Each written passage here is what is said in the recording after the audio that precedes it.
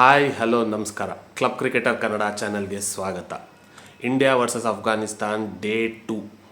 ಮೊನ್ನೆನೇ ನಾನು ಹೇಳಿದ್ದೆ, match start ಆಗೋ ಮುಂಚೆ ಇಂಡಿಯಾಗೆ ಅಫ್ಘಾನಿಸ್ತಾನ್ ಅದು ಇಂಡಿಯನ್ ಕಂಡೀಷನಲ್ಲಿ ಯಾವುದೇ ರೀತಿಯಾದ ಚಾಲೆಂಜು ಒಡ್ಡೋಕ್ಕಾಗಲ್ಲ ಅಂತ. ಅದು ಮತ್ತೊಮ್ಮೆ ಸೆಕೆಂಡ್ ಡೇ ಮುಗ್ದಾಗ್ಲೂ ಅದೇನೇ ಸಾಬೀತಾಗಿದೆ. ಏನಕ್ಕಂದರೆ ನಿನ್ನೆನೇ ನಾವು ನೋಡಿದ್ವಿ, ಡೇ 1 ಇಂಡಿಯಾ ಯಾವಾಗ ಟಾಸ್ ಗೆದ್ರೋ ಅಲ್ಲಿಂದನೇ ಕಂಪ್ಲೀಟ್ ಟೋಟಲ್ ಡಾಮಿನೇಷನ್ ಶುರು ಆಯಿತು. 368 ಫಾರ್ 3 ಎಂಡ್ ಮಾಡಿದ್ವಿ ಡೇ 1ನ.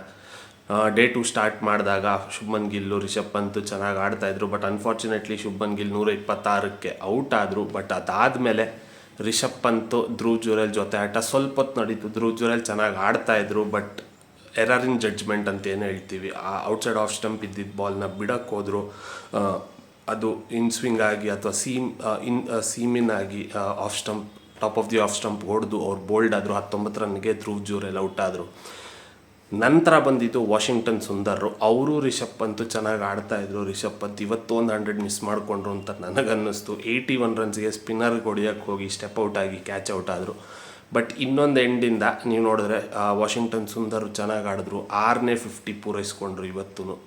ಅಫ್ಘಾನಿಸ್ತಾನ್ ಕಡೆ ಏನು ಹೇಳ್ತೀವಿ, ಒಂದು ಶೈನಿಂಗ್ ಸ್ಟಾರ್ ಅಂದರೆ ಮೊಹಮ್ಮದ್ ಸಲೀಮ್ ಸಫಿ, ಅವ್ರ ಹೆಸರು ಕರೆಕ್ಟಾಗಿ ಹೇಳಿದ್ದೀನಿ ಅನಿಸುತ್ತೆ. 6 ವಿಕೆಟ್ಸ್ ಫಾರ್ 140, 6 ವಿಕೆಟ್ ತೆಗೆದ್ರು 140ರಲ್ಲಿ.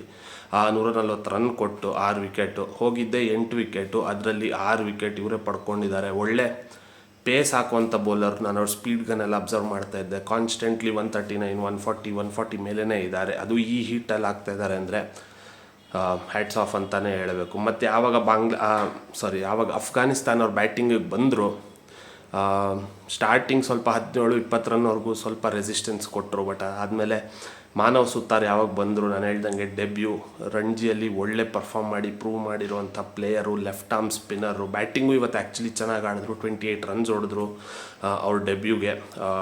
ಕೊನೆಗೆ ಅದೇ ಇಂಡಿಯಾ 568ಗೆ ಡಿಕ್ಲೇರ್ ಮಾಡಿಕೊಂಡ್ರು. 564 ಫಾರ್ 8ಗೆ ಡಿಕ್ಲೇರ್ ಮಾಡಿಕೊಂಡ್ರು. ಅದಾದಮೇಲೆ ನಾನು ಹೇಳ್ದಂಗೆ ಮಾನವ್ ಸುತಾರ್ ಯಾವಾಗ ಬೌಲಿಂಗಿಗೆ ಬಂದರು, ಬಾಲ್ ಒಳ್ಳೆ ಗ್ರಿಪ್ ಆಗ್ತಾಯಿತ್ತು, ಒಳ್ಳೆ ಟರ್ನ್ ಆಗ್ತಾಯಿತ್ತು. ನನ್ನ ಪ್ರಕಾರ BCCI ಅವ್ರನ್ನ ರವೀಂದ್ರ ಜಡೇಜಾ ರೀಪ್ಲೇಸ್ಮೆಂಟಾಗಿ ನೋಡ್ತಾ ಇದ್ದಾರೆ ಅಂತ ನನಗನ್ಸುತ್ತೆ. ಅದೇ ಥರನೇ ಪ್ರೂವ್ ಮಾಡಿದ್ದಾರೆ. ಫಸ್ಟ್ ವಿಕೆಟು ಸ್ಪಿನ್ ಆಯಿತು, ಕ್ಲಾಸಿಕ್. 3 ವಿಕೆಟೂ classic left arm spinners wicket ಅಂತಲೇ ಹೇಳಬೇಕು. ಅವ್ರು ಬಿಟ್ಟರೆ ಇವತ್ತು ಶೈನ್ ಆಗಿದ್ದಂಥದ್ದು ಪ್ರಸಿದ್ಧ ಕೃಷ್ಣ. 2 ವಿಕೆಟು, ಒಂದು ಬೋಲ್ಡು, ಒಂದು LBW. So all in all ಇವತ್ತು ಅಫ್ಘಾನಿಸ್ತಾನ್ ಎಂಡ್ ಮಾಡಿದ್ದು 113 ಫಾರ್ 5.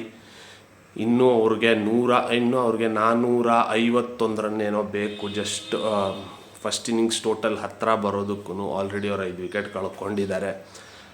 ಈ ಟ್ರೆಂಡ್ ನೋಡ್ತಾ ಇದ್ದರೆ ನನ್ನ ಪ್ರಕಾರ ಇನ್ನೊಂದು 1.5 ದಿನದಲ್ಲಿ ಮ್ಯಾಚ್ ಮುಗಿಯುವಂಥ ಎಲ್ಲ ಸಾಧ್ಯತೆಯೂ ಇದೆ. ಇದೇನಂದರೆ ನಾನು ಹೇಳ್ದಂಗೆ WTC ಆಗಲಿ ಬೇರೆ ಯಾವುದೇ ಇಂಪಾರ್ಟೆನ್ಸ್ ಇಲ್ಲದೇ ಇರೋವಂಥ ಟೆಸ್ಟ್ ಮ್ಯಾಚ್. ಸೊ ಹಾಗಾಗಿ ನನ್ನ ಪ್ರಕಾರ ಜನಕ್ಕೂ ಅಷ್ಟೊಂದು ನೋಡೋ ಹುಮ್ಮಸ್ಸಿಲ್ಲ ಅನ್ಕೋತೀನಿ. ಸ್ಟೇಡಿಯಮ್ಸು ಅಷ್ಟೊಂದು ಅದು ಫಿಲ್ ಆಗಿಲ್ಲ. ಹೆಂಗೆ ನಾವು ಬೇರೆ ಇಂಡಿಯಾ ಇಂಗ್ಲೆಂಡ್ ಆಗಲಿ, India New Zealand, India Australia matches ನೋಡ್ತೀವಿ, ಅಥವಾ ಇಂಡಿಯಾ ಸೌತ್ ಆಫ್ರಿಕಾದಲ್ಲಿ ಬಂದಾಗ್ಲೂ ಕ್ರೌಡ್ ತುಂಬಿತ್ತು. ಬಟ್ ಅದೇ ಇಂಡಿಯಾ ಅಫ್ಘಾನಿಸ್ತಾನ್ ಅಂದಾಗಲೇ, ಅದು ಟೆಸ್ಟ್ ಮ್ಯಾಚ್ ಅಂದಾಗ ಜನ actually test match is the most important format.